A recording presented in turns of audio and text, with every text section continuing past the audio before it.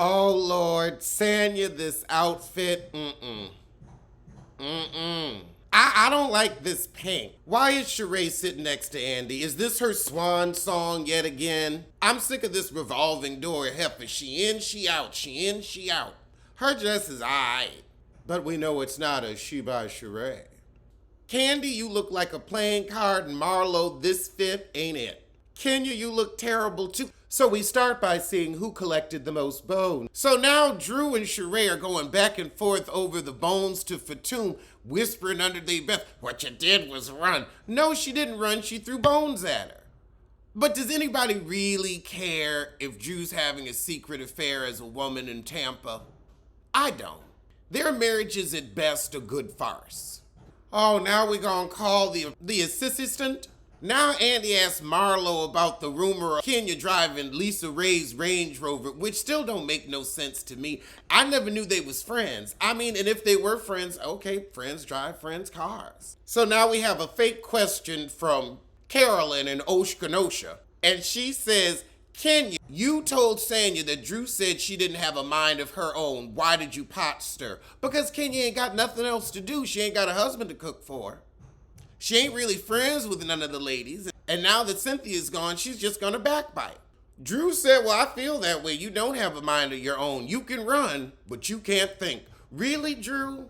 You sitting up here with the man that's playing musical adoption with your child, but you want to say Sanya can't think. Okay. Your husband's having tryst on trips in Tampa, but Sanya can't think for herself. All right. I don't know what else is there. Well, we know what isn't here for you, Drew, and that's your acting career. What jobs have you done in the 2 seasons you've been on Atlanta, or are you just doing reality now? Are you a former actress? Because she's got gold medals. You ain't even got a People's Choice. Sanya said, we've been on the earth the same amount of time, and you've only accomplished mediocrity at best. Meanwhile, I'm the best in the world.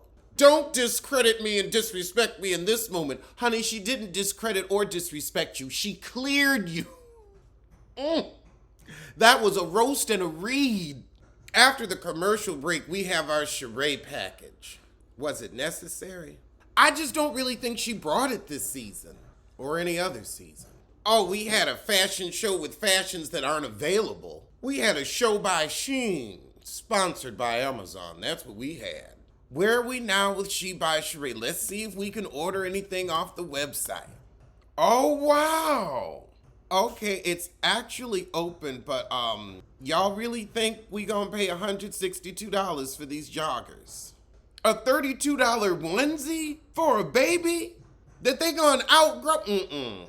I think she's gonna make a lot of money selling these little $6 stickers. A tumbler for $40? That's a little too high, heifer. This phone case is cute. I could see that selling. I don't have an iPhone, so I can't get it. $82, who gonna check me boo t-shirts? Oh, hell no. Andy said, was it super embarrassing for you? Humiliating to fail year after year? And she gonna say, well, I was focused on raising my kids. Your kids have been grown for a decade now. Your kids are grown. Your kids got kids. Heifer, please. Raising your grown I can't. Heifer, they never even moved into Chateau Thelma, and you've been in that mold-filled edifice for quite a while. How does Marlo have the president of Fendi on speed? How? Well, you should have called them for a better dress. Now they call Candy out for dogging She by Shereé on Speak On It, but sweetie, it's been 14 years. We've been waiting. Candy isn't saying it ain't never gonna happen. She's just asking, well, where is it? Well, Shereé, you threw shade at me with Marlo during the show, and you were talking outside, agreeing with her that I was ran through. And you walked off because you were acting an ass. I just can't believe you were doing that to me. Shereé gonna say, well, I'm good clickbait, so I see why you talk about me on the show. And Candy's like, oh, you think I need you for clickbait? Did we forget who's worldwide? Shereé said, well, you were dogging Tyrone. Tyrone deserves to be dogged. So the next question to Shereé is, why you gonna give Drew such a hard time for Drop It with Drew when it took 14 years for you to She by Shereé? And she gonna say, well, I am fashion, so I embody it. No, you ain't. And Drew doesn't embody workout. Yes, she does. She's a regular person like everybody else, just trying to keep it together. I think she's actually a great spokesperson because you don't have to be chiseled to exercise. Shereé said, well, you had your whole body done, and doesn't mean you can't exercise. Why after every time Drew speaks, they go to the bird? Next question to Shereé. Are the rumors you don't pay your bills still true, and is that why there's always such a delay in your projects? Like She by Shereé and Chateau Thelma. Shereé gonna say greatness takes time. Girl, your store is one step up from Teespring, if that. If that. So it ain't that much greatness, and work at your own pace. You could have done this in an afternoon, and it still took you 14 years to get it together. Oh, God, you still gonna go back to my kids, my family. Your kids are grown, and you ain't got a husband. So who is in Chateau Thelma? Thank you, Andy.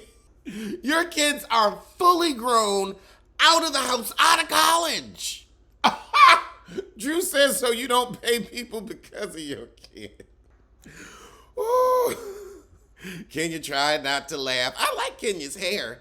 She always trying to be Beyonce. Shereé said, I pay my bills depending on how I feel that day and what actually has to be paid. Or Kenya says, Shereé, just because you're not satisfied doesn't absolve you from payment. According to her, it does. That's why them lawyers snatched that Aston Martin as payment for services rendered. Cut to a question for Ken. Why do you use off-camera information to throw people under the bus like you did with Phaedra and her dating outside of the marriage? Dennis's tattoos about other women and Marlo dating your cousin. Candy says, well, look, when they throw me under the bus, I'll give them a wump with my tires too. And if I know your business, I'm telling it. We also cut to Candy on Speak On It talking about Tyrone paying for Shereé's furniture. And I think that's true because I want to know where that money came from. Because that house looks like $1 million and Shereé ain't got 40. So now we get to Marlo saying Candy never helped her, and we start talking about their old show, Atlanta, which never got off the ground but was supposed to be on WeTV, and that's how Candy helped Marlo. Funky Dineva was supposed to be on that show too. And Candy says, me and you already had that conversation, and that's why you talked to Todd about it. Todd didn't just call you with that show idea out of the blue. So Marlo's saying the Atlanta contract didn't make sense for her, and I want you to let it go because you've been bringing this show up on Speak On It every week. Candace said, well, you know, the only reason I said that is because I got you a whole TV show and you said I never helped nobody. I told my agent to put you on jobs. Marlo Amos says, I don't know. Name 3 things you've done to help me. Shereé gonna say, this is supposed to be my section. We're done with you. We are done with you. Like you supposed to be done with Tyrone, we done with you. Let's move on to something interesting. Andy asked Shereé, why did you and Tyrone practice abstinence? Because she'd rather play with a puss. You're not practicing abstinence when you don't like men. You just ain't sleeping with what you don't want. That's like saying I'm abstaining from women. Child, please. Shereé, yeah, the sex was horrible because it was with a man. And you don't like those. Shereé, Tyrone was not using you. Y'all was using each other for a plot line because you ain't have shit else to say on the show. But now we get back to talk about Martell, and that ain't nothing but a plot line, and I ain't hear nothing else about it. They both need something to talk about. They think it's a mystery we'd want to figure out, but we know it ain't love. Shereé gonna say I've never been that into looks, and Kenya said we met Bob.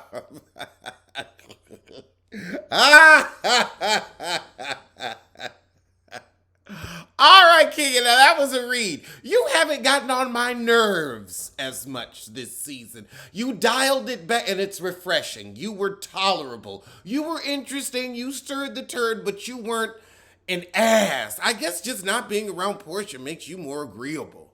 Because the way you would go after Portia, it was getting old. It's nice to see a lighter you. Thank goodness we done talked enough about Shereé. Now let's get into Drew and Sanya's feud. Marlo Amos will really get with you. Sanya say, look, Drew, you have milked our little disagreements to have a storyline this season. And I agree. So Sanya says they had a conversation off camera and Drew's saying that they ain't. I don't believe Drew. Today you are going to be honest. Sanya said, look, I told you that I had a conversation with you about Kenya. Oh, geez. Now Sanya's... So Drew still don't understand what Sanya's issue is with her. And it's basically, you will lie to the girls and be fake on camera and be a different person off camera. And Sanya said, we already had this conversation, so why are you blindsiding me on camera with the girls?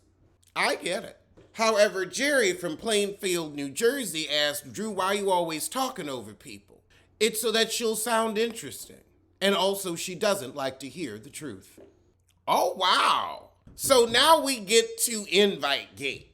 And Andy had a good point. If you're trying to promote your stuff, why not invite the people who have the biggest platform?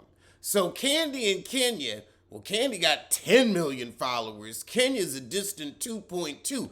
I knew Candy was popular, but damn, girl. Sanya said, exactly. I don't need to be chasing Drew and her little 550,000. Even Shereé got 1 million followers, but I bet you she bought at least 250,000 of them. Now saying you're getting a little broke up crying. You have to start acting and start being real. Drew don't know how to be real. It's been too many years in Los Angeles. So we wrapping this up. Drew calls Sanya a flip-flopper, but Shereé says, well, I don't see her as a flip-flopper, but you're a known liar. So are you, Shereé. So are you. You lie when you say you're going to pay. So you lie and steal.